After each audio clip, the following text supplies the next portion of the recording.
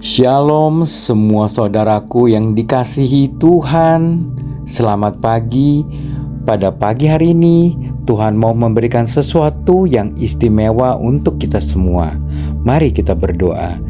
Terima kasih Tuhan, pagi ini kami bersyukur buat kasih-Mu, buat berkat-Mu, buat penyertaan dan perlindungan-Mu yang menjauhkan kami dari segala mara bahaya. Kalau hari ini kami masih bisa bangun dan beraktivitas kembali, itu semua karena kemurahan-Mu atas kami semua. Bapa di surga, kami mau merenungkan firman-Mu. Bimbinglah kami oleh Roh-Mu yang kudus agar mengerti kebenaran firman-Mu. Di dalam nama-Mu sendiri Tuhan kami, Yesus Kristus, kami berdoa. Amin. Bapak Ibu yang dikasihi Tuhan, tema kita hari ini adalah belas kasihan mendatangkan mujizat.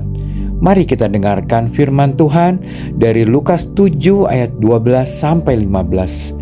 Demikian firman Tuhan yang hidup. Setelah ia dekat pintu gerbang kota, ada orang mati diusung keluar. Anak laki-laki, anak tunggal ibunya yang sudah janda, dan banyak orang dari kota itu menyertai janda itu. Dan ketika Tuhan melihat janda itu, tergeraklah hatinya oleh belas kasihan.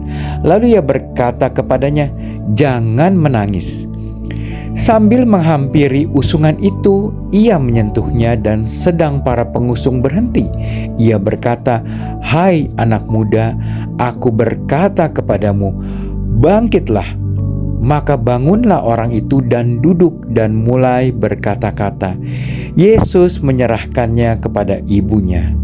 Saudaraku yang dikasihi Tuhan, Alkitab mencatat Yesus sangat mudah hatinya tergerak oleh belas kasihan. Setiap langkah Yesus di bumi ini selalu digerakkan oleh belas kasihan, bukan oleh ambisi, bukan oleh kemarahan atau sekedar kewajiban. Ia tidak hanya melihat penderitaan manusia, tetapi merasakan di dalam hatinya. Kata tergerak oleh belas kasihan dalam bahasa aslinya berarti gerakan yang timbul dari lubuk hati yang paling dalam.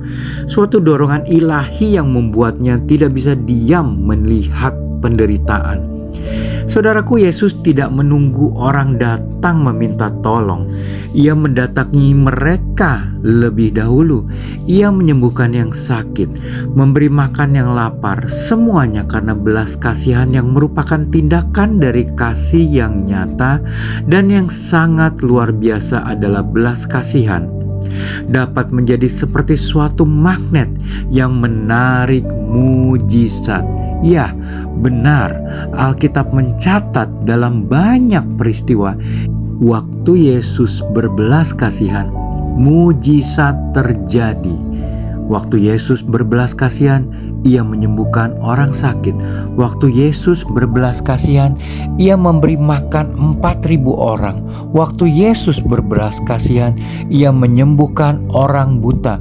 Waktu Yesus berbelas kasihan, ia menyembuhkan orang sakit kusta. Waktu Yesus berbelas kasihan, ia memberi makan 5.000 orang. Dan waktu Yesus berbelas kasihan, ia membangkitkan orang mati.